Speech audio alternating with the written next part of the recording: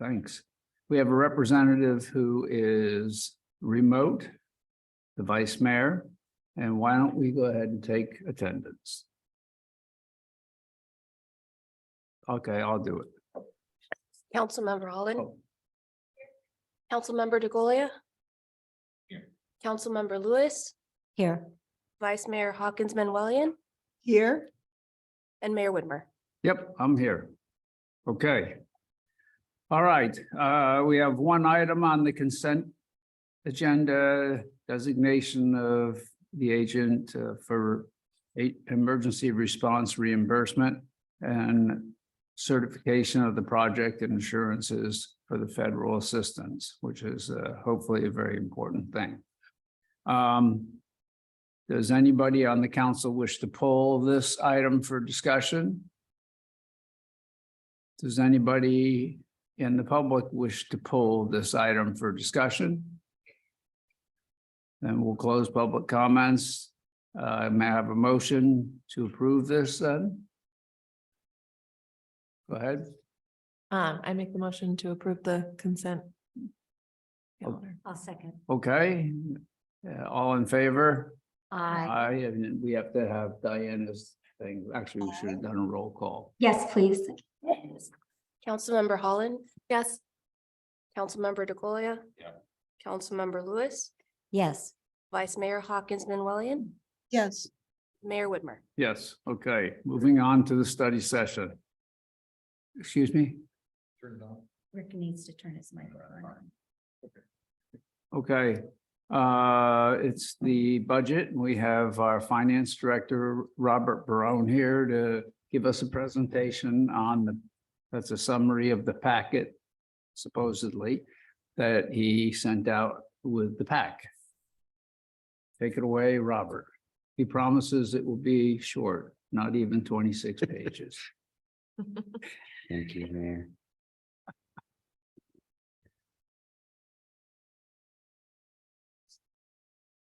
You see my screen? See it, we see the Zoom. Zoom info. I'm in my. Just tell us There you which go. page you are. We've got it elsewhere. I'm sorry, Presentation. view. I was. All right. I am on presentation view. But I'm ahead of myself. Okay. Sorry. There you go. Sorry, just trying to already go through it faster for mayor. Let's go. So yeah, today you have the fiscal year 23-24 budget presentation for the general fund operating budget. Major revenue sources for the general fund are property taxes, sales taxes, business licenses, 76% of our revenue. Then next it would be charges for services, which would be our community development departments and police department, followed by franchise fees and fees and other taxes. Some highlights within the staff report: fiscal year 23-24's projected general fund revenue is 22.01 million. Our general fund projected expenditures are 19.39 million, with a revenue over expenditure single year revenue surplus of 2.6 million. And the also highlight is the retiree health expenses are reduced and reallocated to the PARS OPEB trust. It's approximately 495,000 in savings. And just want to reiterate, this 2.6 million is before the ERAF is added in. And we'll talk about that more in the presentation. Some other highlights in the general fund: departmental allocations for the workers' compensation was reduced to 1%. So this produced a savings of approximately 245,000 to the general fund operations budget. Within your staff report, and they also discussed was there are special projects related to our housing element, safety element, general plan, CEQA, and other fee studies currently we're undertaking. One-time ARPA expenditures, offsets, and full-year costs for new facility maintenance contracts. Expenditures for the general fund are increase of approximately 858,000 over our adjusted 23-24 budget. Also included is a 4% placeholder for salary and benefit adjustments. And regarding our general fund one-time revenues, the general fund operation revenues that's not included, discussed previously, is the ERAF of 2.3 million. That is below the line. You add that back into the 2.6 million, we're of 4 million in general fund revenue over expenditures for the year.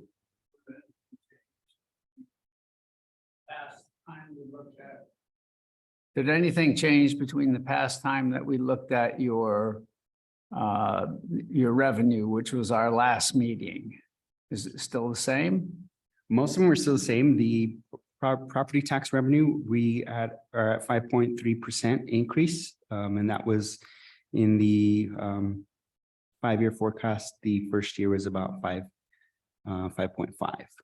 in the property tax. So it's relatively close. And I noticed in, I guess, the staff report that over the last few years, we're experiencing 223% increase in property tax values.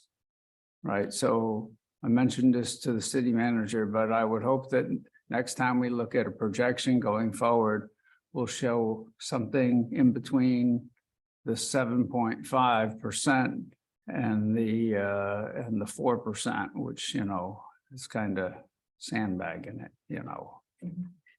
Well, as you and I talked about, I don't think it's, from my perspective, I don't believe it's sandbagging the budget. I think that's I know you don't. aggressive. I know you don't. But- Okay, maybe it was a bad choice of words. I would But it just is being appreciate if we would show a more realistic number. But it is being conservative. One of the reasons we are conservative is if we start to budget an aggressive amount of revenues, I can guarantee you over time, our operational expenditures will increase to meet those revenues. Yeah, I got that. So we don't want to do that.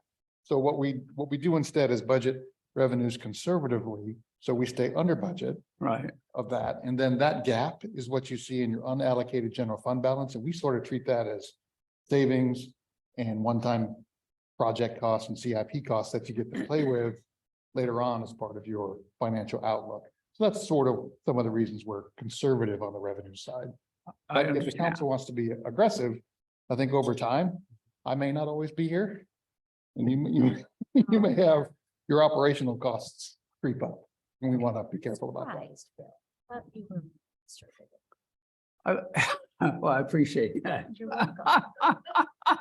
I just thought when it's 200% and we are projecting at a 100%, maybe we could increase it a tad bit. But that's okay. We'll talk about this next year.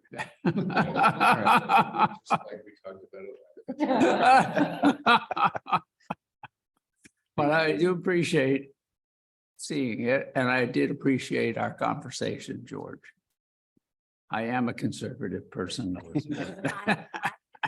Thank you. Okay, let's go. We were talking about revenue, not Yeah. expenses. It's all good. It's all good. So just to recap, here's our property taxes. This is again without ERAF. So this is a snapshot from fiscal year 18-19 actuals, which was at 11,017,000 up to what we're projecting for fiscal year 23-24 budget of 15.5 million. There's been some increases progressively and as was mentioned previously, taking into fact the increases year over year. But you can see considerably from the last 4 years, our property taxes have been increasing. ERAF revenues, as you know, back in several years ago, we treated ERAF revenues as one-time revenue, and we put it below the line of our operation budget. And from fiscal year 18-19, ERAF was at 1.69 million, and it's crept up over the years slightly. With the current fiscal year, we're projecting at 2.3 million. We're basing that off of the last 2 fiscal years of 2.339 million in the current fiscal year 22-23, and the previous year in 21-22 we received 2.4 million in ERAF revenue. So we'll continue to review this, and this one was one that we had in previous budgets. We budgeted at 1.3 million because we weren't sure with what the state was doing as far as the ERAF revenue and the guidelines that were coming out. So from from fiscal year 21-22, those guidelines came out, and so that was the 2.48 million. And staff feels confident going forward, we at least projected at 2.3 million each year as we go forward. Which, okay. Building fee revenues, this is just a snapshot of our building fee revenues at 1.59 million in 18-19 fiscal year. And you can see the flow of the revenues up and down throughout the last couple of fiscal years. We're projecting in this upcoming budget at 1.9 million. And this is based off of, we see the trend as far as the building goes. And currently this fiscal year, we've had a considerable amount of weather. And we feel that there's continuing to get back to normal as far as uptick in building permits being pulled. And also hopefully the stabilization of the interest rates in the market. Robert, can you help us understand why the projection for the next fiscal year is so significant? It looks to me like it's approximately the same as the rebound coming off the COVID year of 1920. And I don't understand why that's so big. This is projecting, we're seeing some building permits that have been in the pipeline and are projected to be in the pipeline. So staff is assuming that it would be at about this amount, 1.9 million, but also there's some anticipation that some of these revenue, this will have an increase in revenue to the building permit valuation, small increment increase. We're going through our fee study right now currently. So this is a slight increase in what our valuation is. So are you projecting the, Not the full amount. This is just an estimate that if current building construction that is estimated in this upcoming fiscal year, that there is an anticipate increase in building the revenue. So it's primarily the fees Correct. that we're going to increase the fees that are going to be covering part of the overhead and the extra costs associated with this. So building. is that what it is? No, not It's, all of we're, it, I know we're but a doing a fee portion. study. Correct. And will the new fees be effective for this coming fiscal year? We're anticipating that, yes, And that's why there's this increase that, not all of it, but some of it is because of this, anticipating. but are we anticipating more construction over this next year than we had over the last 2 years or 3 years? I at least slightly more than previous year. So it looks like it's quite a large increase over the estimated 2022-23 budget. When will we know what the actuals are? I guess after June, right, of 2022-23. Correct. And we do expect that number to go up. Correct. So maybe the increase will not look so Won't be as big. as- severe. Correct. And then with the additional increase in fees, the fee structure, but wow, it's still a huge jump. Wait, but we just had a discussion that we're very conservative on our projection for tax revenues. I would assume we're being conservative in our projection for all revenues. So that would apply to this, but it looks, I still don't understand why. I mean, I can understand there's some increase due to a fee increase. That makes sense. I know that our costs have increased since we had our last fee study, which was before we started work on the town center. So it was probably 10 years ago that we had our last fee study. So certainly our costs have gone up since then, and that'll be reflected in higher fees. That makes total sense to me. I don't really understand where the other building fund revenue increase is coming from. so let me ask a more clarifying question. So Robert, the 1.562291, the fiscal year 22-23 estimated as Councilmember Lewis indicates is going to go up slightly based on whatever our final numbers are through Right. June. Correct. The 1.9 number, you're saying projects projects a slight increase in building revenue due to some increase in construction activity, as well as a slight increase in fee revenue based on the projected fee study results. How much are you projecting in that fee study increase? Right now, it's $350 per square foot valuation. Are you saying it's going to go up? How much? And that's just hypothetical at this point until we get the fee study results. Probably the the valuation cost per square foot probably close to double. About from 350 to maybe 700. Is that what's projected in this number here? Portion of that is projected. A portion of what? A portion of the double. Correct. Right. So not the entire Not double. the entire. What we're anticipating the fee study will come back and say is it's going to go from $350 a square foot per valuation to close to $1,000 a square foot per valuation, but we set those fees. Hmm. And so what you're saying, Robert, is you're not including all of that in there. You're only saying maybe $100 or $200 per square foot valuation, just as a projection in the budget. But on page 55 of your last council report for the last one that we did, Mhm.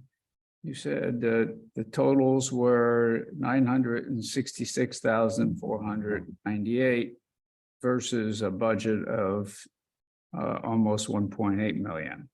And so that's the summary of our fees that we had in our staff report. The building fees. From last council meeting. Yeah. Just remember, the last council meeting was the kickoff budget. So Robert's information in the finance was not as drilled down as it is for this. I just was, I'm just pointing it out. Look, I hope that the fees are increased because we do need them increased and they're justified, rightly so, but I don't want to have a major fallback on this one. I know I just talked about, on the other side, but on this one here, it just looks like things are slowed. But in this, perhaps, are you including the penalties that are due? No, okay, so those No. are a separate thing. Those Are are in the are they miscellaneous. listed somewhere in the report? Correct. Got it, okay. But some of the increased construction is there's now some increases there's the lot splits that are coming through the planning department. Yeah, okay. good So point. we're considering those coming in and, potential if there's increased production in ADUs. So So how do you come up with that number? Who comes up with that number and how? we estimate just based off of previous, Who's we? me and building department. So Mike Greenlee, the building official, Mhm. reviews building permits, contractors, what's in the pipeline, what he knows is coming, and comes up with his estimate for projected construction activity over the next year. Okay, You guys Correct. run a I- calculation based on that. Yes. Based on this, it looks like we are in for a building boom, well. which is a And, little scary. nice fees, and finally, responsible fees. Yes. Uh, No, yeah, oh. sure. That's up top. No, we recognize Ann. Is it on now? Ah. Yeah, there you green- go. Green light. Sorry, two just general questions, Robert. One is, it's labeled fiscal 23 estimated. Now, does that mean that you've done some projections based on year to date and you've actually projected what we are going to be? Because people keep saying, well, but it's going to go up. So I don't Correct. understand that. But based off of where we're at the last month or so, that's what that estimate is off, but the anticipation though is because of the way the climate's been, the increase in permits that tend to happen towards the end of the spring. But I guess my So- question then is it an estimate or is it year to date or is it a combination of? It's a combination. It's more of an estimate Yeah. through the current date, Yeah. but To the between current date, through now, not full fiscal year. correct, because Oh, we don't know what Because building permits are we're gonna be not pulled. finished with our fiscal year yet. I totally understand that, but there's Yeah. a big difference between year to date when you're 9 months into the year versus estimated year end numbers. And I want to make sure I understand what we're looking at. Yeah, sorry. Thanks for clarification. George. For the estimate, it's estimating as we're at right now. at this point in time. Well, then that would really help explain the bigger difference in those two. The other general question which came up in my mind as I was going through the materials is when you're doing your projections for establishing the budget for next year, are you taking into account the potential effects of the housing element provisions? And you mentioned ADUs. I'm just wondering, if we get somebody requests to build a 10-unit or a 20-unit thing, I mean, I assume that's going to bring in a lot of money. Is that in these projections or no for the budget? As Robert mentioned, SB nines, Right, the lot splits, yeah. ADUs, things like that are in there, but there's no projection for a multifamily development anywhere. Okay, so that's probably farther in the future. Yes. Got it. Thank you. Okay, let's move on. Wait, one more Oh, question. on okay, this. let's not move on. So I understand that we're doing a building fee study and there's going to be a fee increase because we're authorized to recover our costs. Whatever the bill is, 219 or something.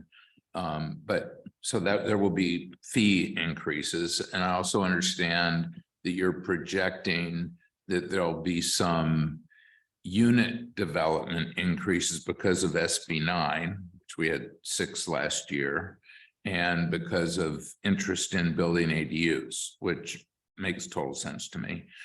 With respect to new single-family development, are you projecting an increase from what we've had over it's been pretty consistent. It's been between something like 26 and 29 It's around that same for the mark. last Every year. several years. And are you anticipating it to be the same? Around the same, Okay. same range, 26, 29. All right. average. So we're all good to move on?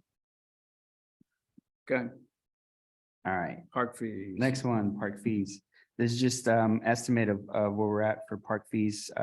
This one has been as you can see, a gradual decline because of the 2021 actual. That's the after COVID, 55,603.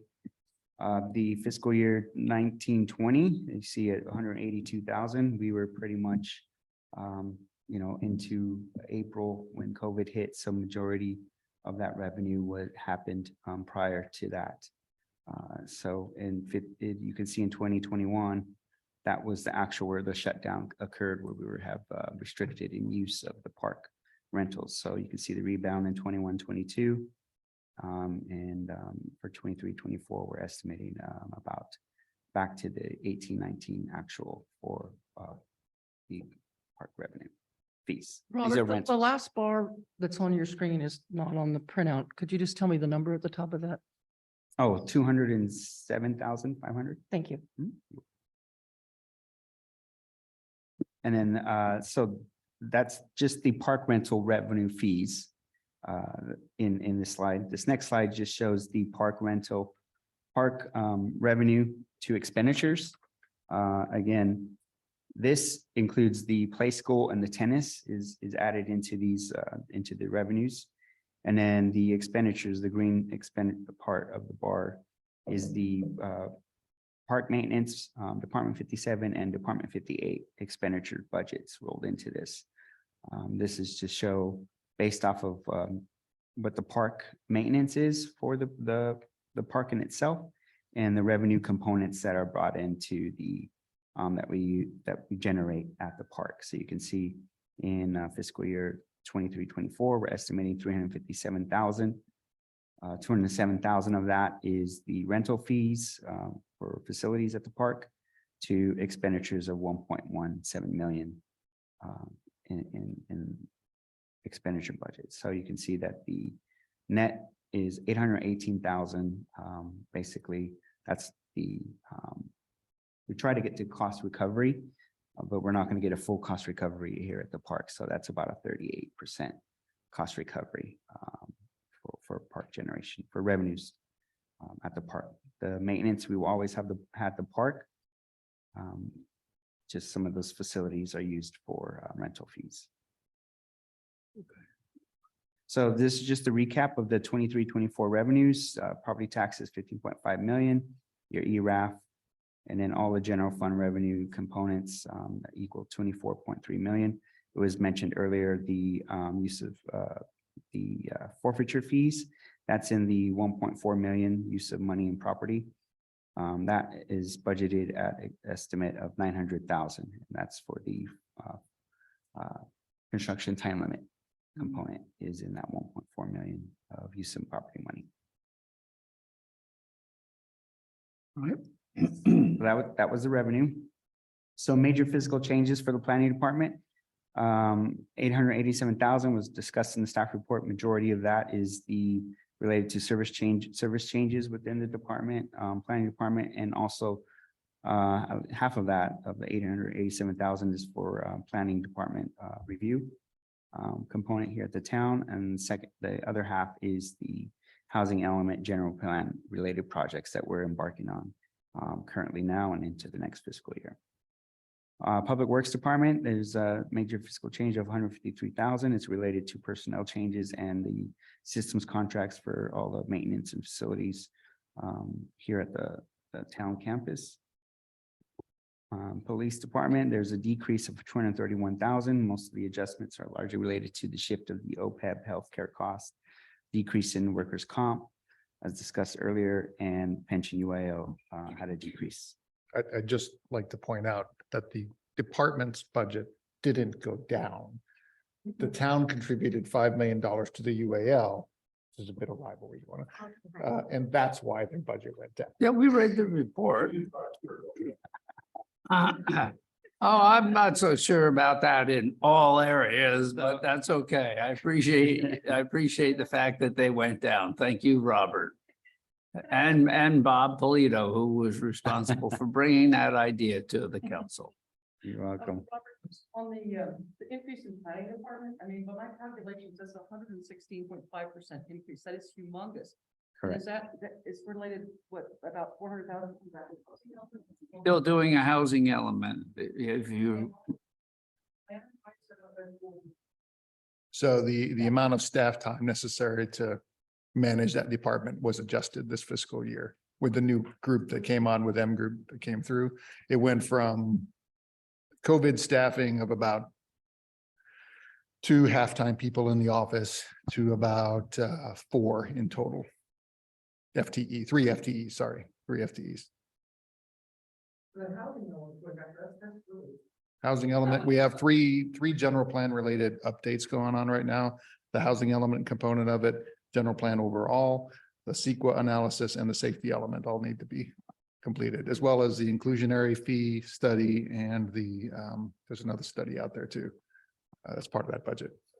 Do you see this new level of spend for the funds for the planning department to be, I mean, is it reaching a normal, or is this abnormally high? It's abnormally high. The normal though will be closer to 800,000 in normal operations. Let me add in, because this is an important point, and since you don't have weekly meetings with George, your comments are completely reasonable. And since we do, we're not making those comments, but otherwise I guarantee you we would be. My perspective from our conversation is that in fact, this new planning expense, not counting the housing element, but the general planning expense, we should expect to be the new normal.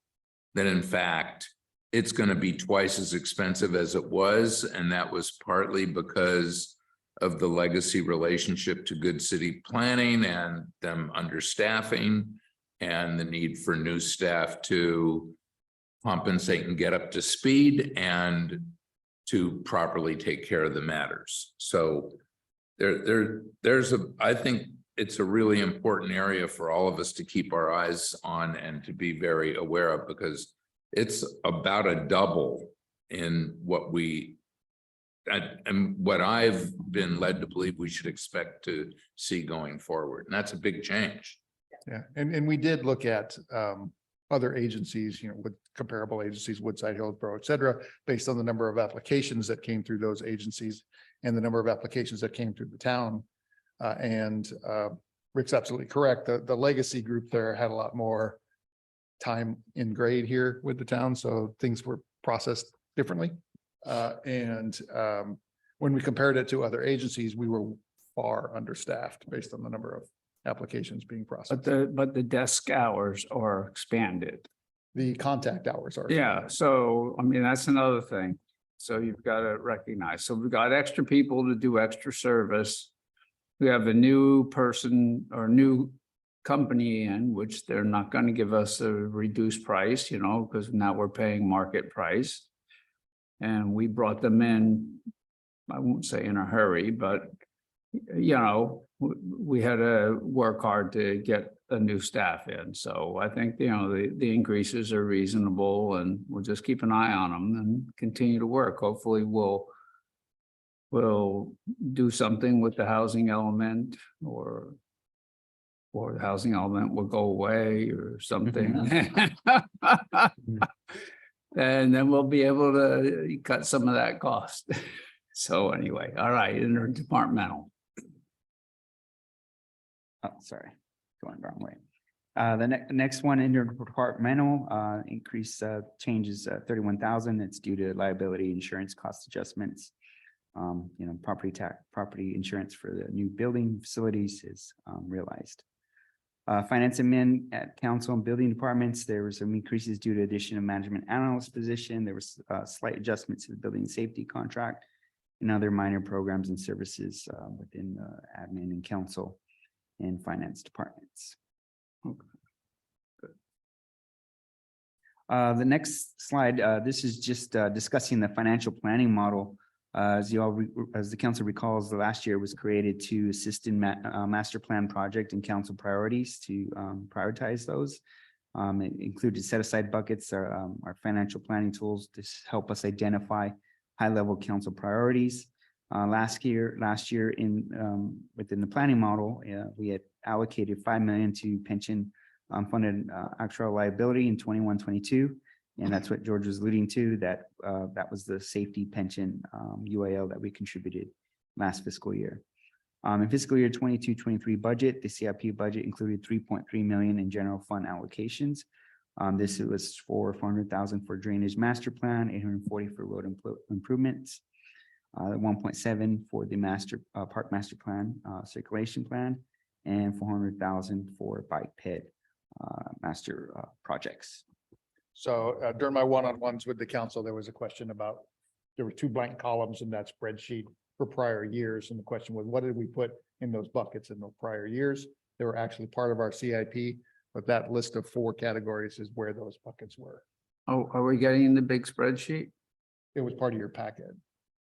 It wasn't part of it. Well, it was part of the packet, but you guys were gonna update it or something. We were going to update it with those numbers in the column. Yeah. That would get a little confusing. So, because it was just 4 numbers, we just put them in the PowerPoint. Okay, all right, no problem.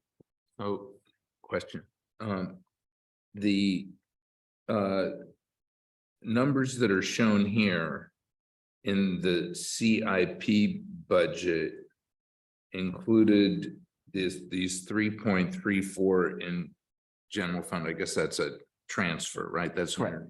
departmental transfer. Correct. These are the expenses for the different activities that we've chosen to pursue. But some of those are covered with grant money. So where are the funds reflected that are effectively revenue in that it's grant money? Like, for example, the park master plan amount is, I think a majority of that is grant money.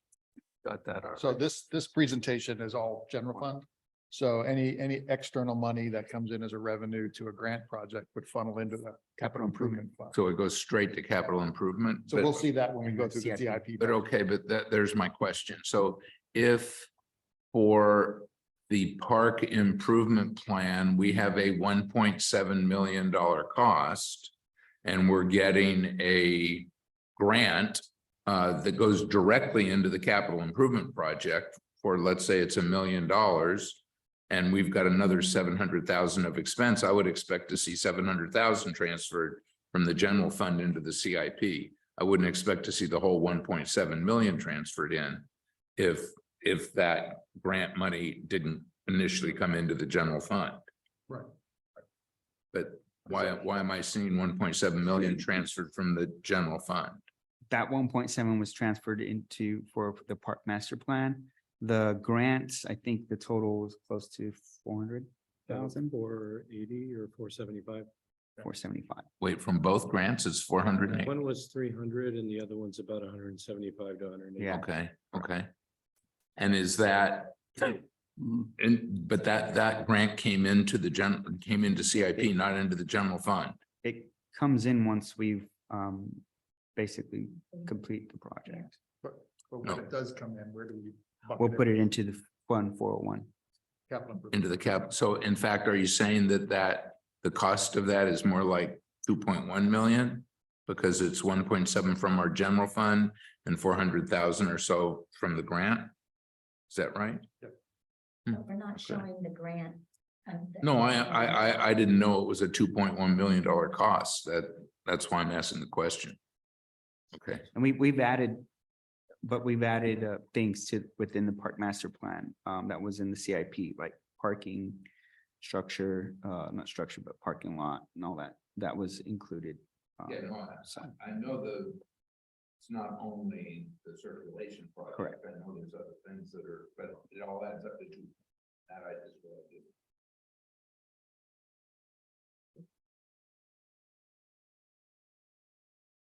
And then this is just the expenditures by department. So you can see from fiscal year 21-22 at general administration, 1.3 million to 1.6 million in 23-24 budget. Again, this is also including city attorney and city council budgets. So they're all rolled up into this general administration budget.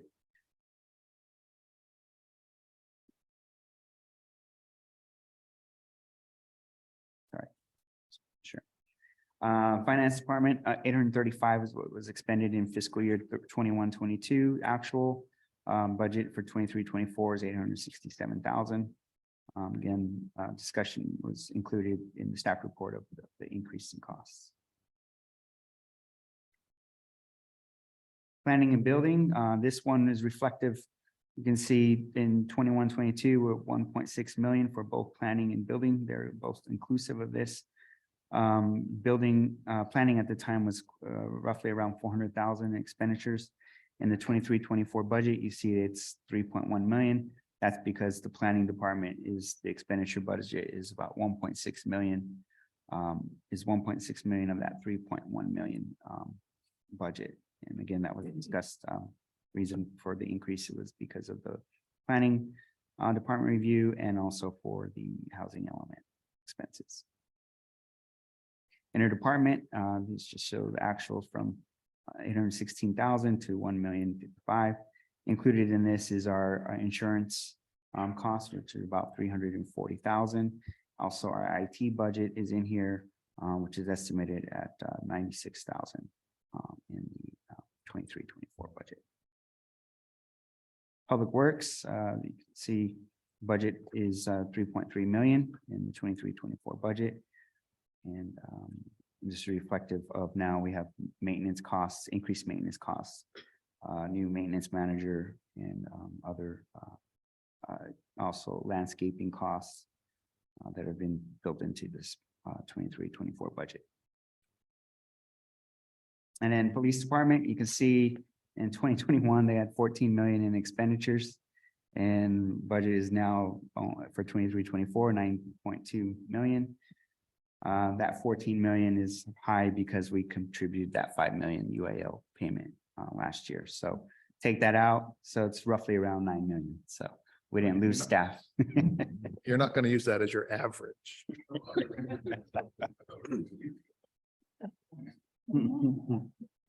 So Yeah, that's, when you show charts like this and, they're distorted for a reason, either put a footnote on them or don't show that 14 million because it's really, well, it's fallacious. It'll go away next year. correct. You won't see it next year. Well, that's good. That's Yeah. good. If there's anything else that's similar next year, don't show that either. Yeah, we- Okay, because it just Hopefully slows not. down the meeting and we're trying to get Bob out of here on time. Okay, let's go. All right, so last two slides, this is just the revenues to expenditures showing our general fund. This includes ERAF, so going to 23-24 budget, we're projecting 24.3 million in revenue to 20.2 million in expenditures. That's a surplus of about 4 million. This 23-24 budget does not include any transfers out to CIP, which was indicative in the first 3 fiscal years. We did have transfer out to the CIP. You can see in 2021 and 21-22, the expenditures were obviously high. That's when we were doing our town center project. Have there been any questions on Then just shows our ending fund balance of 17.78 million for fiscal year 23-24. All our revenues and expenditures shows the ERAF component, 24.3 million in revenues. Our debt service in our current projected expenditures, net 17.7 million in ending fund balance at the end of 23-24. And this just shows us our reserve requirements at 15% for emergency and our contingency reserves. And then our current set aside for ARPA funds, that gives us a general fund unallocated reserve balance of 10.2 million. The footnote in here, ARPA funds will be assimilated into the general fund balance once we assign it. So just have it still segregated in the fund balance. So how long have what year are we in this next year in the COP? COP 24-25 is the 5-year option of the COP. We're in the 4th year of it. We got the COP in June of 2020. So we're 3rd year. Correct. Correct. Okay, Upcoming year. all right. Yeah. So we have the- budgeted. The year after, we might want to pay it off because we are paying 2-point-something%, but that's higher than 0 now. We decided to extend it when we were looking at getting a 7% cost and, et cetera, but now it may be worthwhile. I don't know, it's still lower than what. interest But is. yeah, but we don't borrow money, That's true. we're comparing it to what? Something we don't do. It's, And, we always said we were gonna pay it off. yeah, so I think that should be something that we consider. But that's why I wanted to know what year we were in, so thank you very much. Maybe we'll talk about that next year. Robert, We have to keep our powder dry. this Exactly ARPA right. fund set aside, I wasn't sure I understood the detail in here, but it seemed as though I'm in line. that money's already been spent or is in the budget for It's- this year, for fiscal 24. I might So look it really something. shouldn't show up here as a set aside. This seems to reduce put the a lot of it on. unallocated reserves balance, it seems to me. See, it's supposed to be open. Until the council actually Sorry pulls the about trigger that. on let's use it for these purposes, past or future. It has to stay in its separate own fund. That's why we're just calling it out separately. Okay, But once they do that, it will flow through to the unallocated reserve component. It'll flow through once it's identified as the expenditure, we won't have this set aside reserve set up. In reality. so you it's can 11.9. anticipate it sort of Correct. automatically going up Correct. 1.7 million. Correct. It's 11.9 without that. And that's my staff report, the slide. All right, Let's see. that's it, right? Yeah. All right. Yes, if Okay. we want to go through the. Yeah, we want to go Financial through outlook the, model. yeah, we can go Bring through that up on the spreadsheet. Which I thought we were going to get handed out with the updates, but if you put them in, that's okay. It is part of the You don't wanna packet. go over it? Yeah, I yeah, have it on one. I got mine. I got my little one on the computer. It's okay. It was in the main packet. In the main package, but here's. Yeah. What? You want to add something? Right here. Do I wanna add something? Yeah. So what's on the screen now is that financial planning Upgrade model that dinners. we developed about a year ago. And as Robert's gone through the major revenues and the one-time revenues in the upper parts of the table. So what we really use this for is to get council's high-level feedback on where you want to spend some funds over the next few years. And it's not specific projects, it's more specific areas. And that's what we're calling the set-aside buckets down below, the bike bed master plan, the drainage master plan, park master plan, et cetera. We've also got affordable housing allocation if the council wants to try and set aside some money for something there. And then the facility replacement and improvements set aside, which can be used for not only saving for the replacement of capital infrastructure buildings, but also for the improvement of such facilities. And so the numbers that are in the 23-24 projection column, the 2.5 million in the drainage master plan, 840 in the roads, those were funds that were set there by council the last time we went through this spreadsheet, as well as the ones in the out years. So with that, I'll put it back to the council to talk about if you want to put any numbers in there elsewhere, we can certainly do that. Again, with the objective line 40 there, that's $7.8 million. The goal is to keep that number higher than the number below it of the 980, 969. And then always remember that it is a flow through. So if you take out 5 million out of that column, it's going to flow all the way through to the end. And then at the end, you're going to lose $5 million out of that 12 million. So we had last year that's in the budget that we didn't spend, but still in there in the operational cost is drainage. How much was that again? 2.5, that's in for this year. So we had So that's 400. last year, okay. We had 400,000 in this year's budget for the Upper Atherton Channel relining project. That's the study component of it, the design, the engineering, that sort of stuff. The actual capital part of that project was shown in the 5-year CIP to be in the 23-24 fiscal year, Right. and that's the other 2.5 million. Yeah, well, 2.4 is for. that according to particular this, so you project. got $250,000 there plus 2.5 before. So now we've got $2,750,000. And I have to question whether or not we can even spend that and get the project done. We've got the people in there. Well, we got 250 in for this year, right? 24, 25, sorry. Sorry. We got okay. So are we going to spend all that? Yes. Okay. This year, we have $400,000 for the upper channel In 22-23. in 22, 23. Right. It's not indicated here. No, No, what we've done this year isn't indicated. Right. well, that's because it's in the current year's budget. We don't have it in the table here because it's flowing through up above. It's already affected, but it would be helpful to kind of know what goes into the different. And that's why we put it in those. There's only 4 numbers and it was in Robert's slide. So just starting on the drainage, so we've got 400,000 for planning for the upper channel, some resurfacing and the estimated what we need to do up there. Right. And my understanding is the 2.5 million that is shown in this set aside for 23-24 would be to affect that work that is estimated with the 400,000.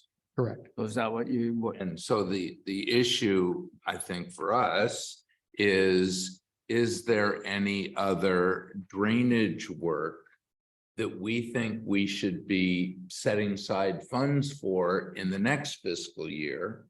Whether they're actually done in the next fiscal year, or it's just planning and then done in the following fiscal year, either is valid, but is there anything specific we should be looking at? well, every year I bring up that we put flooded signs up in many locations on Middlefield Ave and on El Camino before it even rains, okay? Well, So- they're all year. Yeah, so we need to, why don't we think about getting some planning done on what we can do to fix it? I understand the reason because another jurisdiction blocked it off where it used to drain out. But maybe with green infrastructure, we can do something. I don't know, but, or maybe we can regrade part of the, build a share, not a sharrow, but a swale to bring it back to the channel, which already got enough water. If we have a lot of rain, it's just going to add to it, but If you recall, Mr. Mayor, when we looked at the Carton Field drainage project. I recall that, or- and We were looking at that upper area of Selby, Tuscaloosa, et cetera, to try and figure out what to do with that. And the result of that was that water, in order to flow properly, had to be pumped all the way down to the channel in order to do that, because it's up. But again, this isn't specific projects, but if you want to see more drainage solutions, let staff know. We can plug a number in there, and then when we start looking at our CIP, we can identify the specific project for that. well, that would be something see if I can finish and I'll let you go. Of course. Sorry. Well, I mention this every year, and I'd like to stop mentioning it. So perhaps we could maybe at least look at it and come back with a solution and price it out. And then we can decide what we need to do. It may be a combination of green infrastructure. It may be a combination, and doing something else, but we need to do this. It was a mistake that we didn't do the Carton Field or doing it in the park. It was a big mistake. And, I would like to go ahead and at least get something started there. Also, Middlefield Road, we closed it every time it rained. Police sent out a thing, says closed. Don't come down after Oakwood, between Oakwood and I guess Ravenswood was closed every time. I got about 5 of those notifications. So I would like to see us get something in plan, then we can get some grants going, maybe, if that's what it takes, but please do that, please. That's my request. Same request as every year for the last. I 5 agree years. with you, Bill. I think it's super important that we do that, and it'll take us a long way with our residents, because the flooding that's taking place down Stockbridge and El Camino, we're getting letters about it. We've just experienced record floods over there in my neighborhood. So I think if we were to put money to this problem, it would be a great idea. And I also think we should look into not only just green infrastructure, but also gray water recapture plans, and there may be grant monies for that. Elizabeth, Thank go you, Mayor. ahead. Sorry. So a number of years ago, as we all recall, we commissioned a master drainage plan, right? And in that plan, at that point, it called for over $44 million worth of work that was needed in the town of Atherton. So if I'm looking at this little spreadsheet over the next 5 years, that's like a drop in the bucket. And we need to really, really become aggressive about it. I mean, the complaints this last storm, albeit I think hopefully it was a storm of a century or something, but it could be an annual event with climate change and stuff. So we do need to prioritize.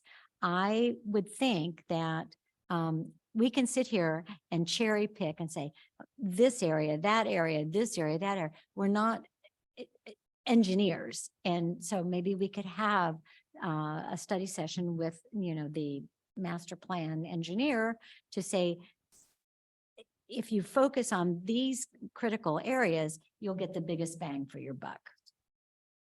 George, you had talked once before about there being a purple pipe that goes through Redwood City. Is that feasible for us to look into connecting with that? And would that provide us any relief from the water situation?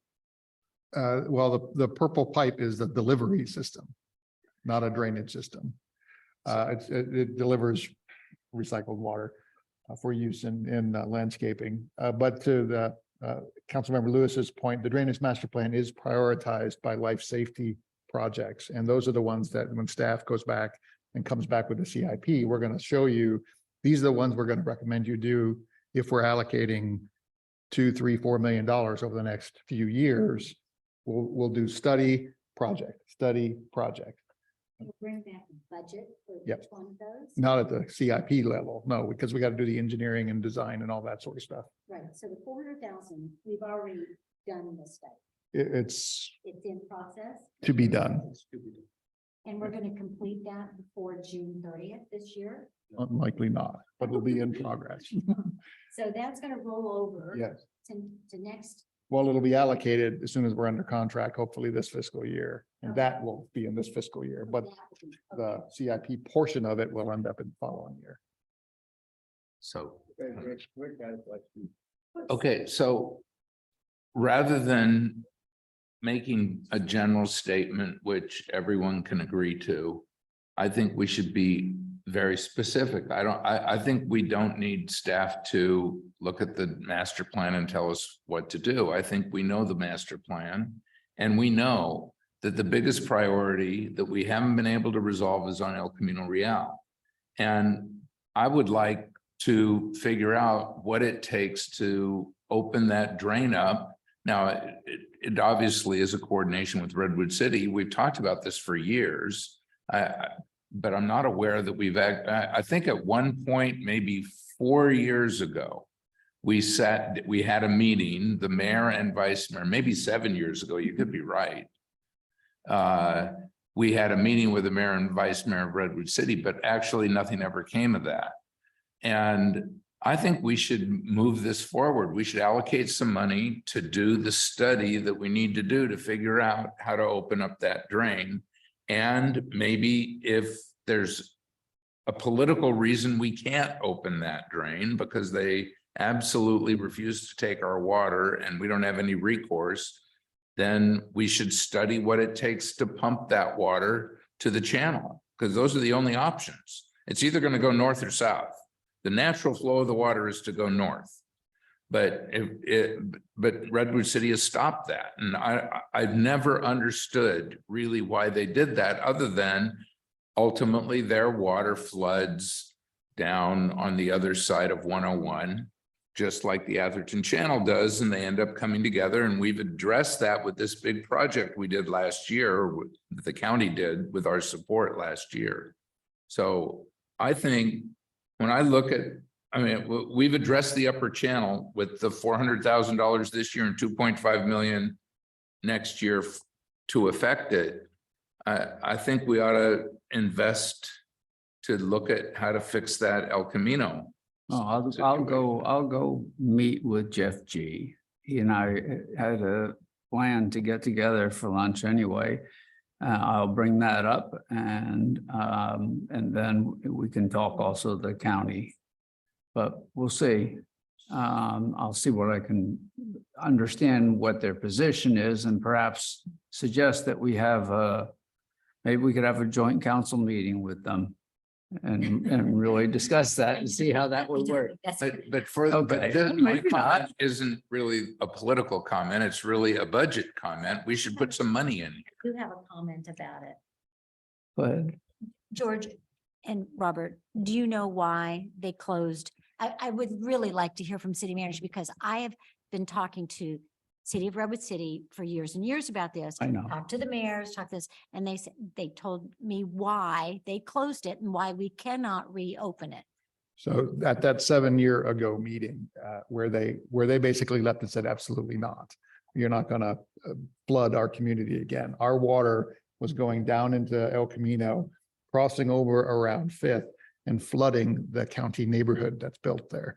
That's what was occurring. And I think that's why they closed it off. At least that's what they represented at that meeting 7 or so years ago. It did not just go straight to the bay. No, it went into a neighborhood and flooded it. But they've done a substantial amount of building and I'm sure they now have retention ponds. There may be other ways to solve it today, and we can certainly have those conversations with them. We'll put some, I hear that drainage is a big priority, so we'll certainly do that. But I also want to take a moment to distinguish between the projects that are in the drainage master plan that are convenience issues, nuisance issues versus those that are life safety driven drainage issues. And the drainage master plan prioritizes the life safety. The flooding at El Camino is not life safety. I mean, it's a nuisance to the community for sure.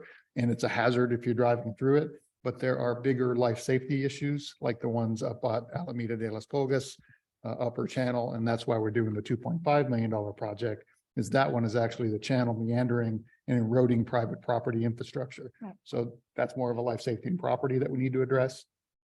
I guarantee you, though, I hear you. I don't- We'll do Wait, something on The that. thing is, I just want to say something about the flooding on El Camino is I would get a call from a resident, and you all know who he is, every time. Councilmember Lewis, Mayor Lewis, you need to do something about this flooding at Atherton Avenue and El Camino and everything. By the time he hung up and, I drove over there, I mean, it seeps away. It goes away and they go, nice job, you did it. He'd call me later that day. In heavy storms, it won't, Right, but but in the it- smaller ones, it It's- will. It is an inconvenience. It really is a mess. But But I it mean, I quickly hear goes the, away. hear the council. That's a priority one, and we'll certainly begin to address that one. as I best we agree, can. I agree with the life safety ones, but we need to be responsive to the requests of the citizens who elected us. So we need to do a combination of both. Fix it every time. Yes, you did. And so, we need it. Where were you this time? Okay, But wait, on the life safety issue, we're addressing the upper channel with what's in the budget right now. What isn't addressed in our budget is the project for Los Lamitas School from just west of the Yeah. culvert at Alameda Right. to just east of Los Lamitas School.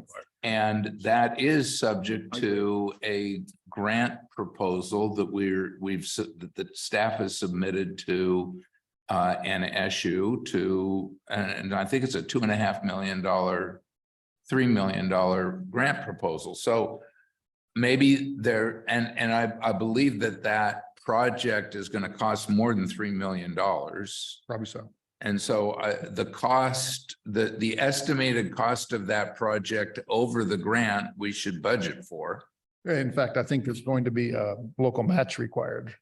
That's- But it doesn't include any money from the school, which we would expect that they would. Right. That makes sense. That's reasonable. and we would do the design first and then we could budget the following year for the construction costs, because we're not gonna let a construction We contract could, but out. this is placeholders, so we could put in, I think staff should include that. I agree. That's life safety. I don't know what is more of a life safety danger in Atherton than what we've addressed and what we're submitting for that proposal. I don't want to wait until somebody gets injured because of the flooding around El Camino. And there's pooling there. I suppose that if the channel were to overflow at Marsh Road, that's a life safety issue. Right. So in the drainage master plan, what's on the screen now on your laptop as well, those are the tier 1 projects. Those are the primary life safety ones. And those are the ones by Alameda de los Povas that we're actually trying to address. Tier 2 are the next level down projects. And you see where all of those concerns are around there. So you think that you can fix El Camino for $254,000? This is 2014 numbers. Oh, okay, all right. Nearly a Well, decade all right, ago. so I have no problem if we go ahead and first off, I'd like you to do El Camino Middlefield, but the tier 1 is $6 million. We've got 2.5 in there now. Let's go ahead and spread the $6 million out over the next couple of years. We can't do all these projects at the same time. They're gonna be Absolutely not. done incrementally in some manner, so. But you if know. drainage is a priority for the council, that's exactly what we'll do, is we'll look at those top tier projects, come back with the CIP, say these are the ones that we'll program into our 5-year CIP and try and address, and then also the lower tier 1 on Middlefield or on. We've only discussed drainage so far. Right. Let's go through the other issues and see if Right. there's anything that rises to this level. So, we need to do more road improvements. I think, the green infrastructure is not gonna get done for $250, I don't believe.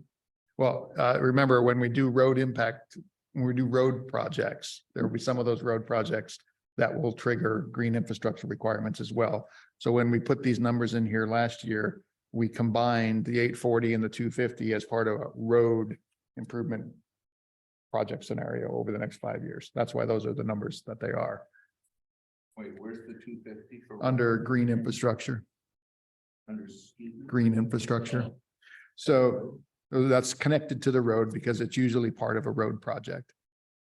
So where we don't have any money in, we don't know how much it's going to be yet, is the SU grant match for the Las Lomitas, Alameda de los Pogas number. We need to plug a number in there. Do you know exactly how much that is?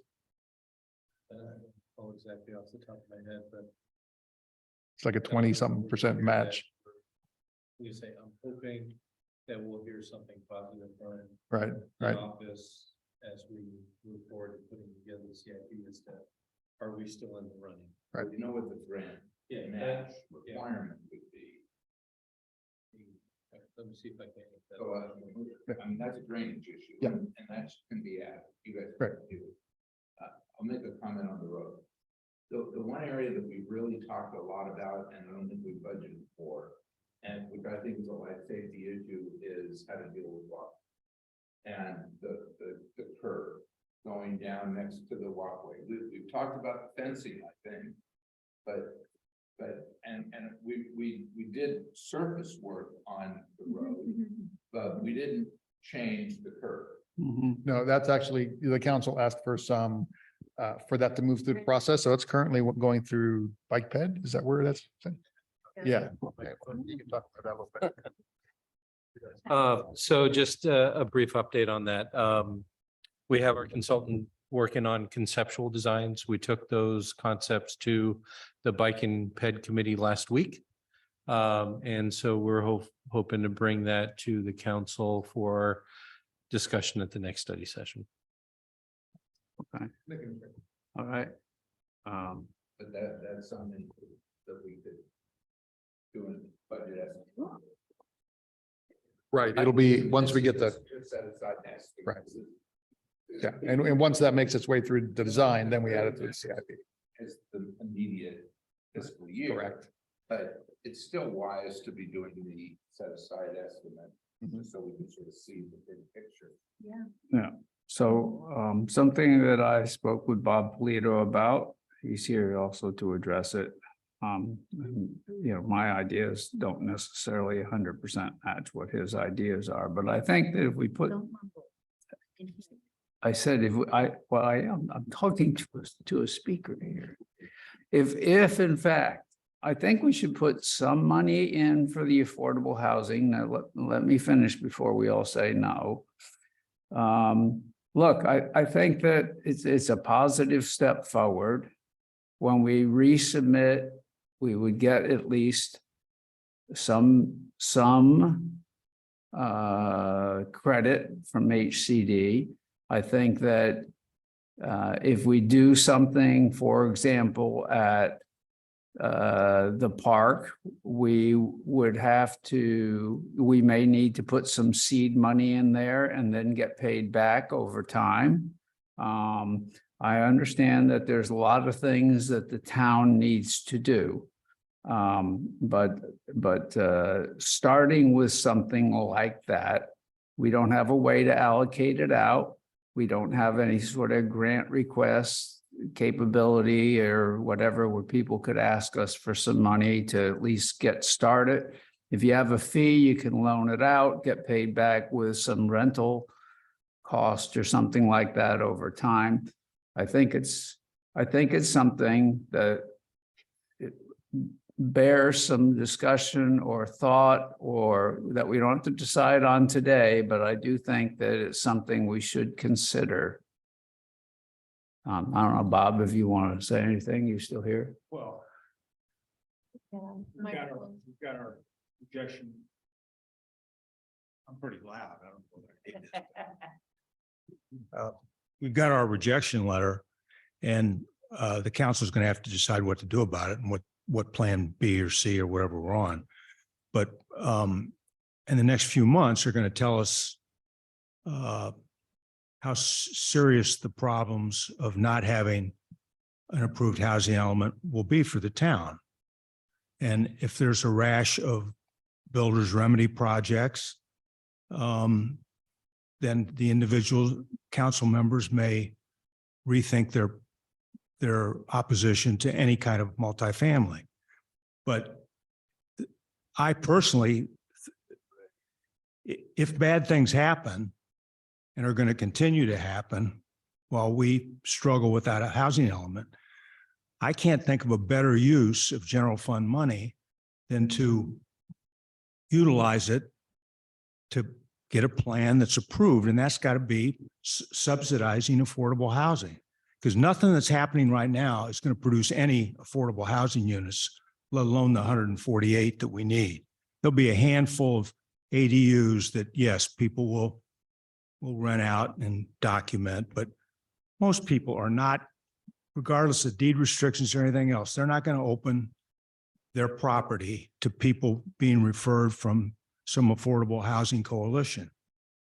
So I mean, whether you're talking about the park, the life safety issues on drainage, if nobody died in the storms we had this winter, nobody's ever going to die in these storms, but life safety issues, yeah, you got to take care of those. But I would say getting an approved housing element is way better use of our general fund money than putting a new fence up at the park or changing the paving or whatever the park master plan consists of. And the other aspect real quickly is it's a part of the fee study that's being done. But if we have a housing impact fee, and if it's anywhere near the fee that Redwood City has, $25 a foot, you'd be able to pay back the money in very short order that you borrowed from the general fund to subsidize affordable housing. So I do think it's something that you may not consider it now, but I think you're going to have to. Okay, thanks, Bob. So on the table that you see there, in the yellow highlights within the set aside buckets. For example, if we identified a bike ped project in one of the out years, I added 1.5 million for that project. That's a cheap project. 3 million for a second drainage master plan project in one of the out years. 500,000 for a potential NSU match if we get the Alameda de las Pulgas project. That's just a swag. 750 match. Let me change that. 750. And then let's assume, for example, based on some discussion by a couple of members of the council about debt service, paying off the COP at year 5, that's that $4.3 million number. So then you go back and look at your after set aside balances down below. And you're getting close to that bottom number that we need to stay above. Well, back off the COP payment. Yeah. And put some of the money into affordable housing if everybody's in agreement. And I know everybody's not. Can you explain the affordable housing thing where if we loaned ourselves money, then the fee would bring back the money? I wasn't following that whole. So in years past, communities had the benefit of redevelopment agencies. And they used to loan money to loan money from the general fund to the redevelopment agency to feed it. And then the redevelopment agency via its revenue would pay back the general fund. And there's always opportunities for enterprise funds to pay back loans from the town's general fund. This is same thing. We would loan the affordable housing fund its initial seed money to get started, using it for affordable housing purposes, set up a loan program to loan that back to the town as the revenue comes in. How An long does- inclusionary fee. What's the typical payback period for these types of things? Like, We can determine that, but I think it has to be reasonable, Mona. Correct. It has to be reasonable, well documented, and we can even set up a reasonable interest rate for repayment. And the affordable housing funds that ultimately go back to the repayment can only then be used for housing purposes. So, but it also depends on how much we're actually collecting from that inclusionary housing fee. And as Bob mentioned, depending on if you set it like Menlo Park or Redwood City at $25 a square foot, that could be significant here. And we're actually going to try and encourage through that setting that fee. We hope to encourage the actual development of some affordable housing like an ADU to rent rather than building multifamily, if that's the town's strategy as part of its housing element. So then you want to balance that fee against incentivizing building that ADU and renting it against paying the fee. So theoretically, you might not get a lot of revenue if that's what you're encouraging. I, Rick had a question. Sorry, you can come back. So, two things. First, if you think that we've gotten a lot of pushback because people don't want to see multifamily housing built on El Camino Real, which we got a lot of pushback, there is going to be 10 times as much pushback if you think you're going to use general funds to go buy property on El Camino Real to build an apartment building for people, or even townhouses. That is just not going to happen. It's not going to happen. It's not smart. It's not a good use of money. It is not going to happen because the pushback is going to be too great.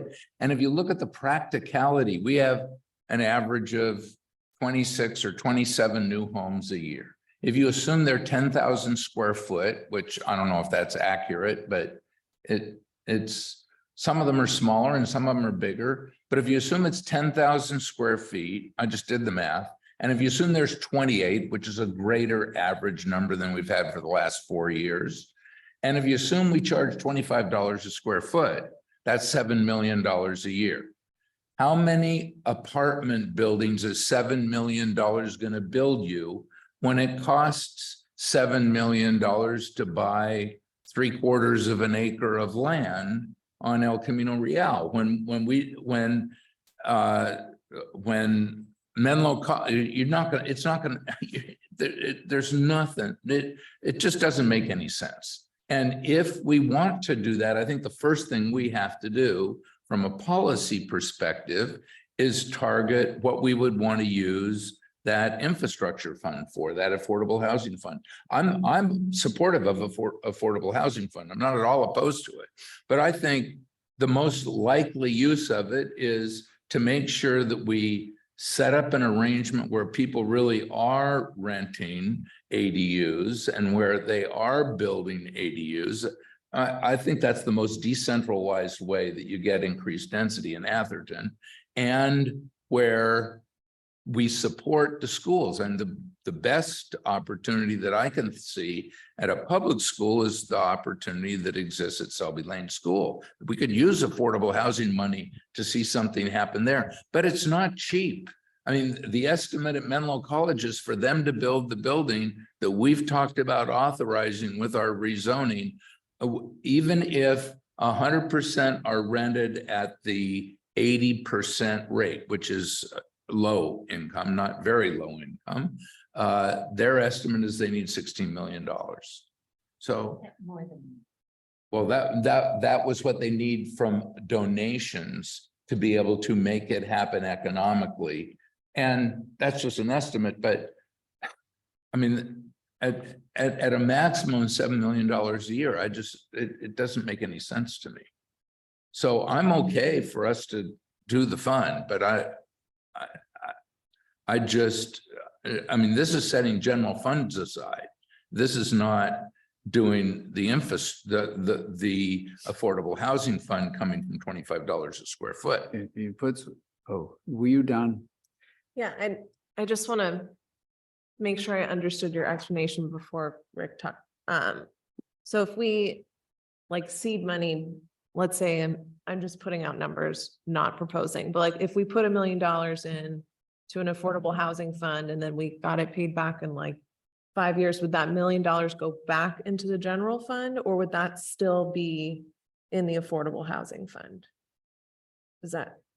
Well, our general fund would be repaid And for then, general fund use okay, as part of the loan.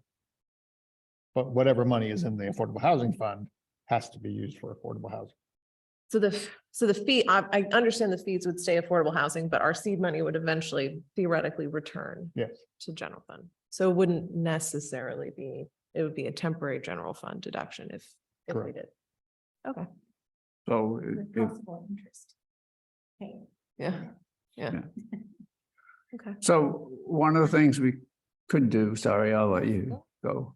One of the things we could do is just set aside some money But don't put it in an affordable housing fund, but just leave it in the unallocated CIP, and we can decide later what to do once we set up our inclusion thing, the affordable housing fee, and see how that might grow.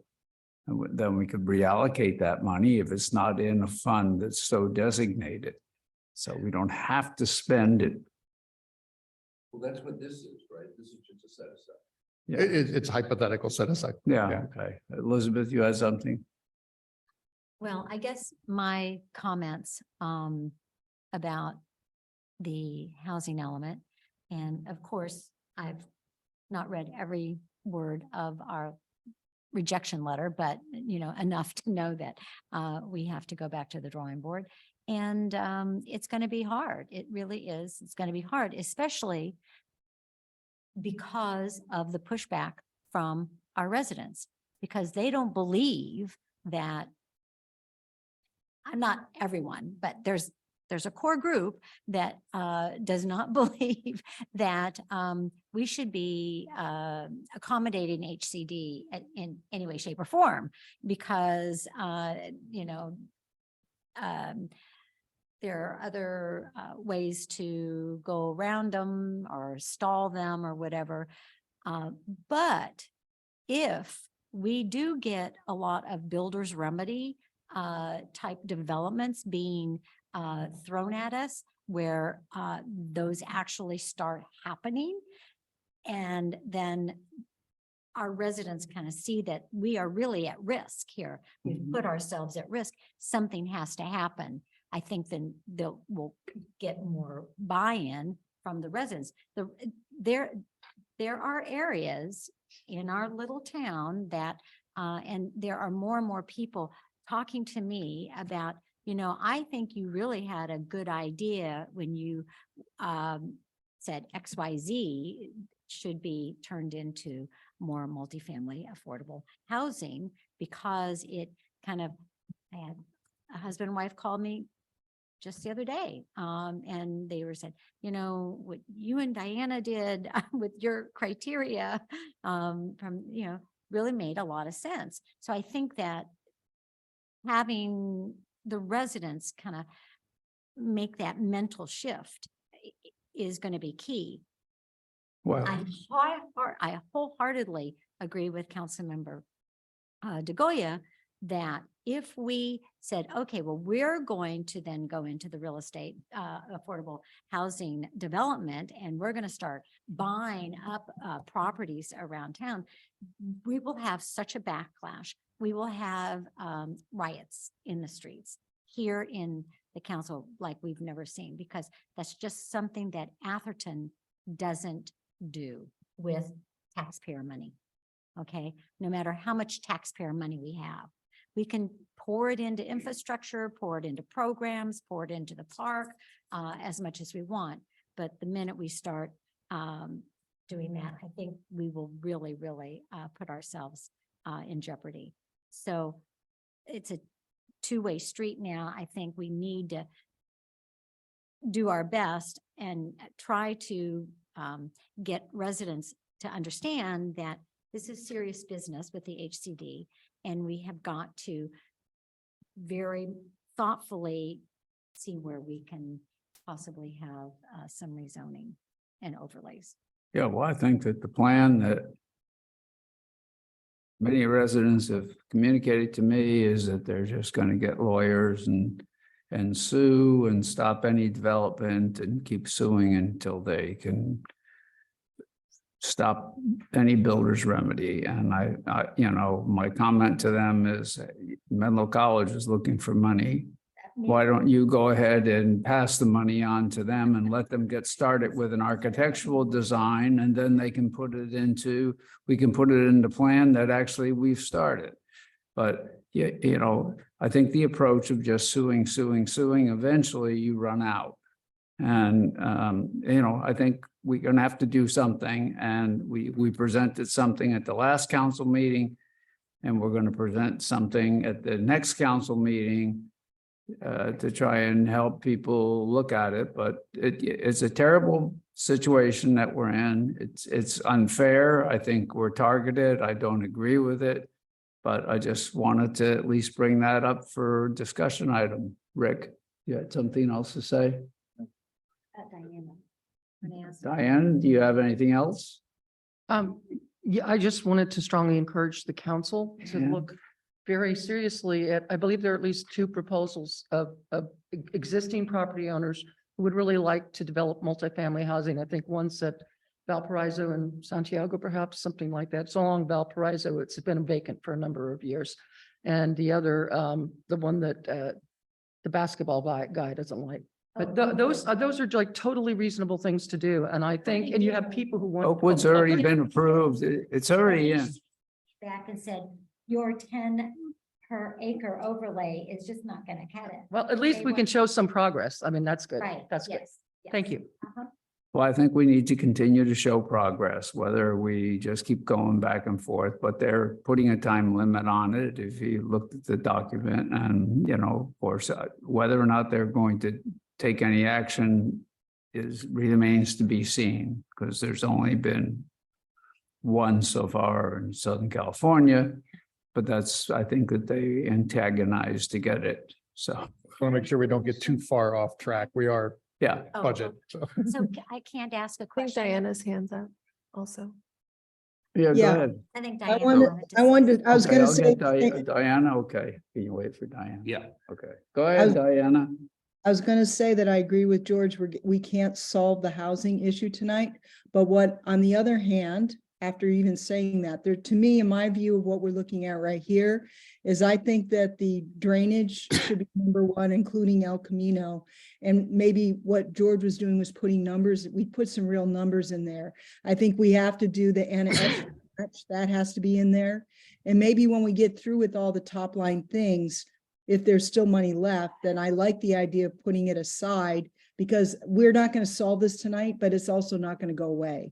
So if there's leftover money here that we can do unallocated so that we're not committing it to anything, that would be great to know. So I guess I'd like to see us go back to the things we were talking about and looking at the numbers and seeing if there is any money left. Okay, Rick, So I'm just looking at the changes that George has made on the spreadsheet to get us to focus on the spreadsheet and not things that aren't on the agenda. And you added $1.5 million to bike ped. We've got $1.5 million for next year in the bike ped area. The priority that we've targeted has been Selby Lane, which we applied for a grant, and I think it was approved, but just not funded. yeah, it was shortlisted, so it wasn't funded, but the money is in our budget to move that project forward. And I'm assuming that's the next year's 1.5 million. Correct. Okay, so that's good. I think that's a good allocation.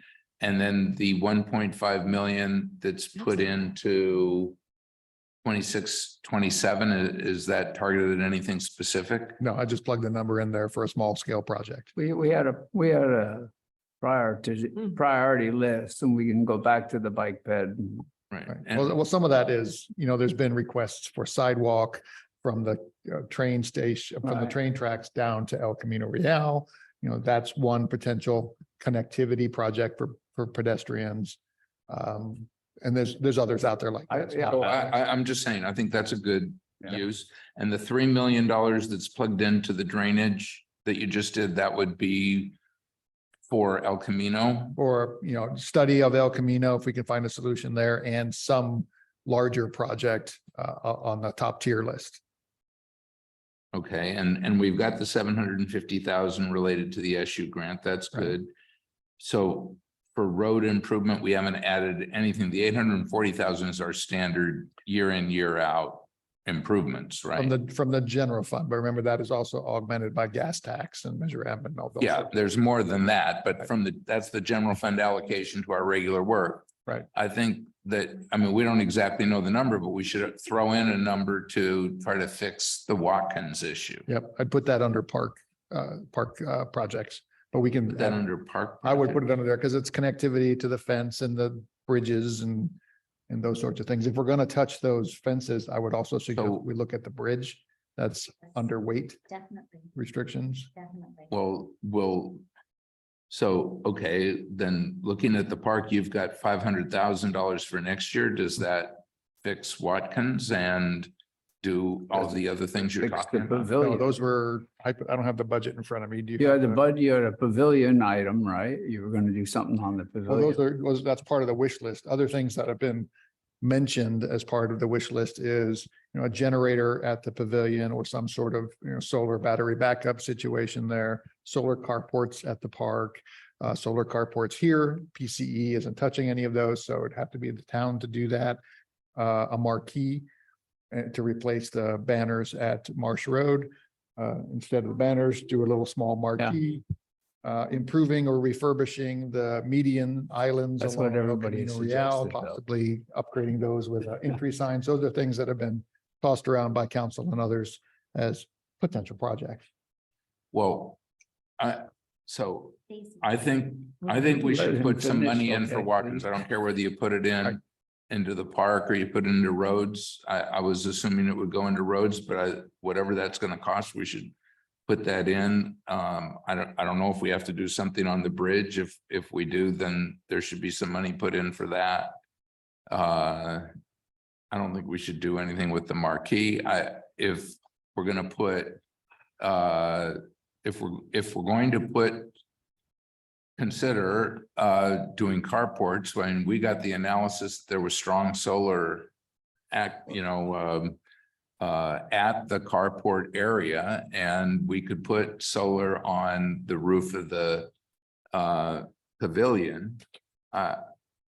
Do we need some kind of backup? The problem with solar is we're now not going to be able to get protected on the April 13th date. We've missed that. So so the value of solar is dramatically reduced by the California Public Utilities Commission. So I'm not sure we should do that. Personally, I'd wait and see what happens. I think there's going to be some reaction over the next few years to that, but they've cut the value of solar by about 3 or 4 times. So instead of paying retail, they're going to pay the payment for any energy generated from solar is 25% of their wholesale. It's terrible. Now, whether PCE goes along with it, we're subject to PCE. PCE might keep the same policy they've had. I don't know. We'll have to see. We'll have to talk But to if the they president. do, then we should jump on it, because if we've got it, I haven't ever looked at what the electrical use is in the park, so I don't know how big a deal that is. It's certainly a big deal here. And I don't know where we're going to end up with the PCE solar panels that have already been approved and are locking in the NEM2 structure. So all of what we approved last year, that although it hasn't been deployed, it's a done deal and we're protected on that. If that gives us all the energy we need in this campus, then we don't need to do more, but I Is there definitely power, think. there batteries included in that project that's happening right now? Is somebody, Diana, are you saying something? Yes, I was asking whether batteries are included in the current solar project, because that would really be a useful way to spend money too. No, batteries not included. Good movie. I'm in favor of the marquee, but Stacy had something she wanted to say. I have a few things. Mic is not on. We keep talking about El Camino. So I'm gonna ask a question and then I'm gonna say something. So my question is, last year, the town provided a lot of money towards a bike ped project on El Camino. So I'm just wondering, one, if that is gonna happen, should we be planning for those expenses? And two, if we're messing around with El Camino, I assume that would have an impact on drainage. So is there like a master El Camino plan that should be considered here, that's drainage and bike ped, since we've already kind of kicked off that So- component? So yes, and that's the gap closure project that we are participating with the MTA or TA or one of those organizations. But it's only in the planning scoping phase right now, and that's the money we've allocated to it on the town side, and we got some grant funds, and it's a partnership with other agencies.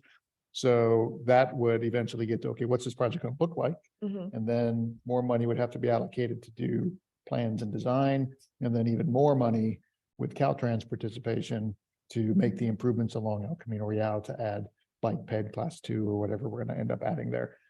As well as pedestrian facilities. That project would also include green infrastructure and drainage improvements to address all of those things that we're talking about addressing here tonight along El Camino.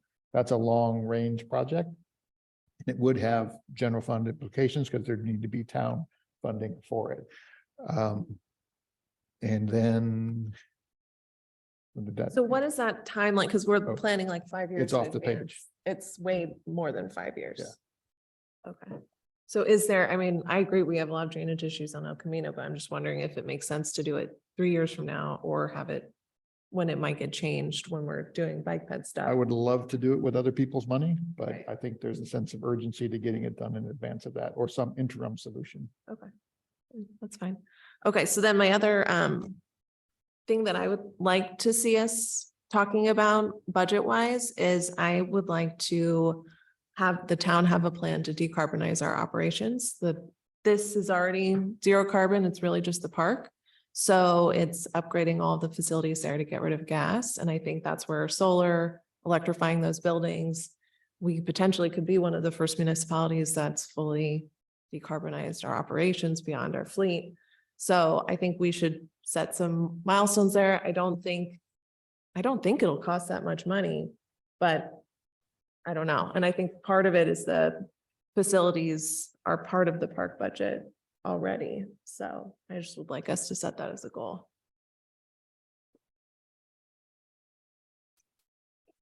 Silence. Yeah. Are you done? For now, yes. Okay, great. Go ahead. I noticed, this is not related to that, so if anybody wants to respond to that, I can wait.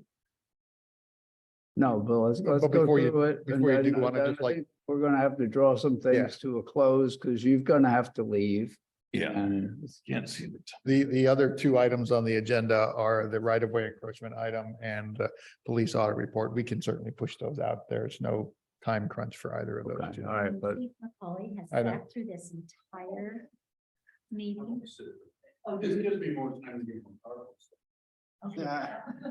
He would just drone on. Where does it go?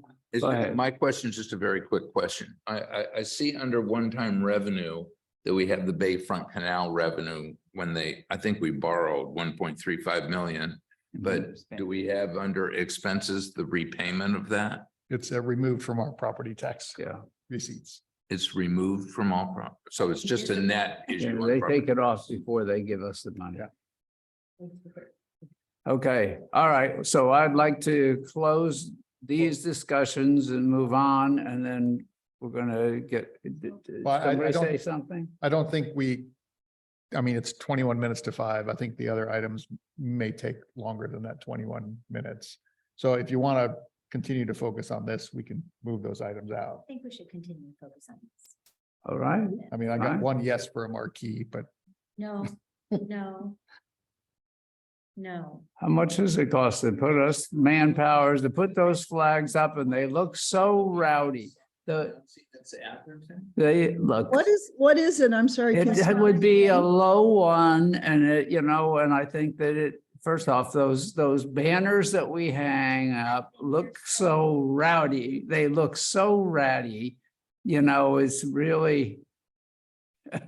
It's really a shame. You think, oh, okay, now I'm in Atherton, the richest zip code. Oh, look at that. They have the banners hanging down, sagging and everything like that.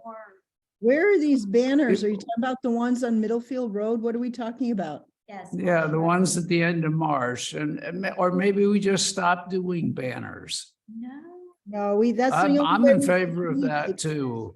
So you either stop the banners or you put a marquee up as far as I'm Just need concerned. Better banner management. Personally, I'd rather see the Build problem at El better Camino solved banner rather than the. and- buildings. Okay, Mrs. Biden. Diana, you were saying something? I'm sorry. I said I would rather see the problems on El Camino with the flooding resolved before. How I'd- much does the banner cost, George? Or the marquee, $2,500? Oh, gosh, no, it's far more than that. You're talking close to 50K or so. They put it up at, they have one at Encinal, they have one, yeah. Okay, I make a motion that. Forget it, we're not voting on it. It wasn't on the agenda. We'll bring that up at a later time. Yeah, the marquee, that sort of thing. Oh, the other list of things is the encroachment right-of-way discussion, where staff's looking for some feedback just on continuing education in the community. On that issue, we do have to update our ordinance and we'll move that forward as well. That needs a lot of discussion. Yeah, That needs. and then the other item was the police. Oh, I'm sorry. Yeah, it was the marquee, the refurbishment of the center median islands along El Camino Real. Right, I mean, they get very high grass when the April showers bring my flowers kind of thing, but, and then we weed them and clean them and all that, but. What would you do to them? What specifically are you thinking? It was a recommendation from a council member, so. Who? Really? yeah. But when you say. Identify who it was. Not me. I'm not gonna rat anybody out, but it was just that, hey, we should look at cleaning up the center medians on El Camino. Somebody get out there with a lawnmower and Yeah, a the- weed eater.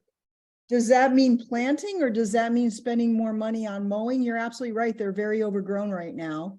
So does that mean allotting more money for them to be maintained more frequently? Or are we talking about? Tell you're in North Carolina. Go ahead, Robert.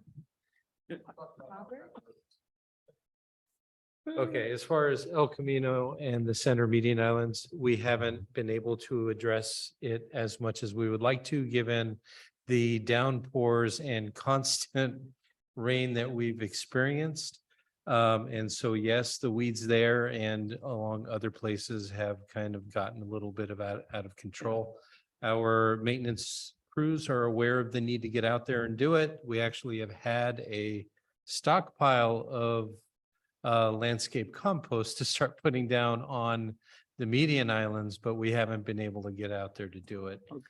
So we have a little bit more cleanup related to the storms to do, and El Camino is on our list in terms of getting out there and taking care of the weeds. Or you can just wait till the summer and let everything die off and then just, Well, we'd like to be able to spread that compost out and continue that along the rest of the median Okay. islands. thank, So as far as improvements are concerned, obviously, any sort of improvements would require state approval, et cetera. But I think that as we look forward to the rest of the improvements along El Camino, it's not something that's unreasonable to look at a future date. all right. One of the other projects to keep in mind that's coming to you at your next council meeting is the train station renovation project. As you know, the bid came back for that. We only received one bidder.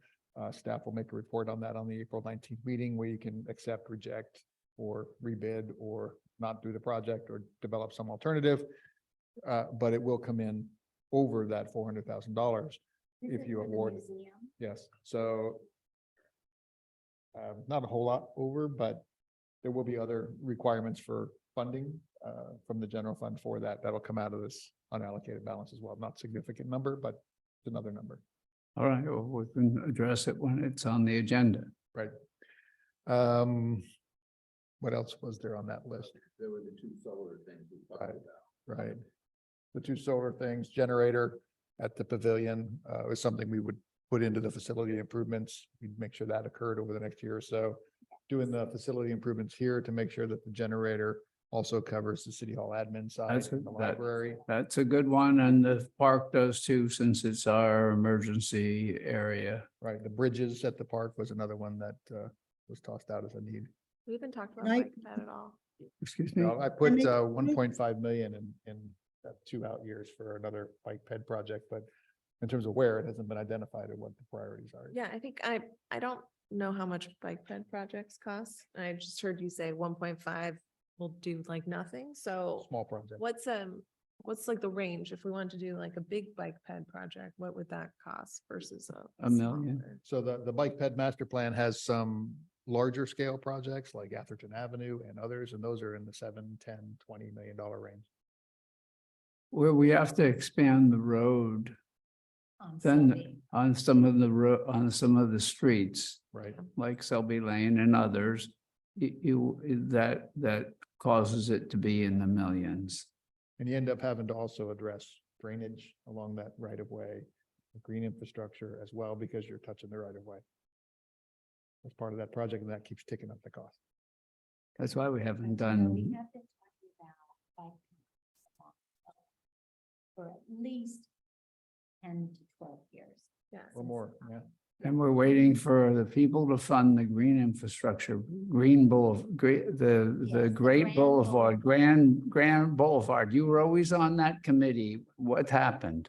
They were There's another project out there. We have the Alameda de las Pulgas grant that we got from the SU Community Project Funding.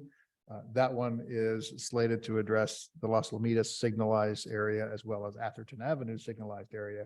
But we were going to add, if there was sufficient funding, which it probably won't be, the Stockbridge intersection for pedestrian improvements there Yeah, at Alameda de las Pulgas. So that would be another project added to this list. And a signalization is anywhere from 300,000 to 800,000 to $1 million in terms of cost. then you've got the cost. Well, if you're just doing a crosswalk, it's at the low end. If you're doing a hybrid beacon or you're doing a full-on signal, then it's at the higher end, 800 to $1 million. Is a hybrid like Well, I think we should revisit the light, you know, I mean, we had, Stockbridge. yes, yeah. I think we should do that. I know that we voted it down because there were people came and said, please don't do it, but you know, You I mean do Selby think that Lane, we right? should Not look at that. Stockbridge. You're talking about Selby Lane, right? Not Stockbridge. No, Stockbridge and Alameda de las Pulgas, where the public has gotten so concerned about it that they put the orange flags up on the Super posts flags. in order to cross the street there, where there currently is no crosswalk. Maybe we got the fire district to participate in the pedestrian beacon at Almond Rock. Almond. Mhm, Maybe we get them to do that at Stockbridge. Worth an ask. it is. It's And, definite. and then I think one of the things we should look at is some sort of crossing at Selby Lane, because that's a route to school.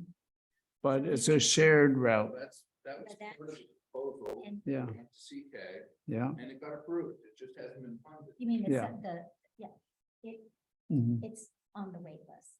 Yeah, It yeah. will get funded. No, Gina says, So the money we have in the budget for that project is a scaled down version, doesn't touch El Camino. It's just the yeah. bike ped Right. access. down Are you Selby. saying we need a signal at Selby is what you were saying? well, we've gone down that road about signalizing Old Camino Road and Selby. That's what Caltrans wants to do.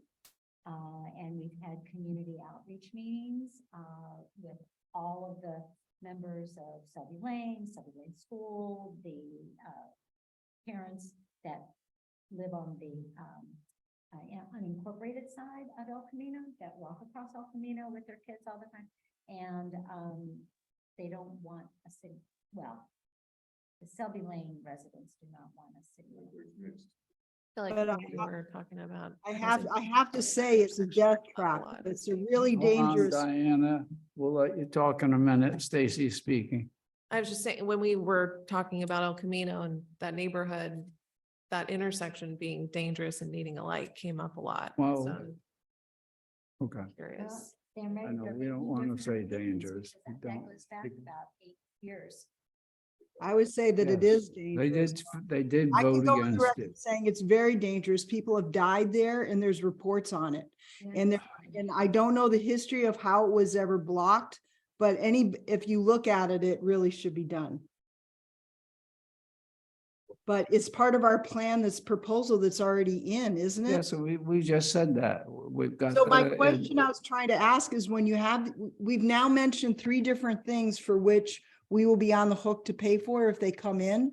How do we account for those in our budget? I think your question, Diana, was, we've got grants out there for which there may be local matches.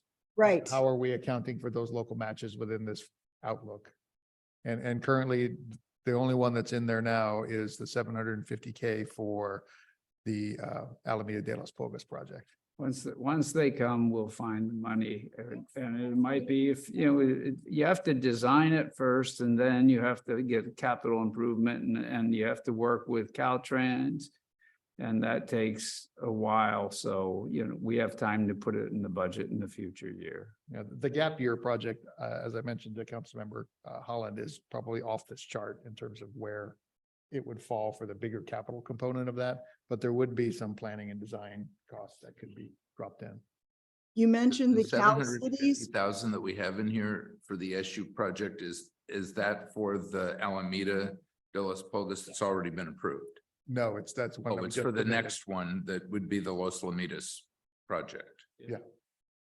Is there a grant for the SU project that's been approved that we need to include in here?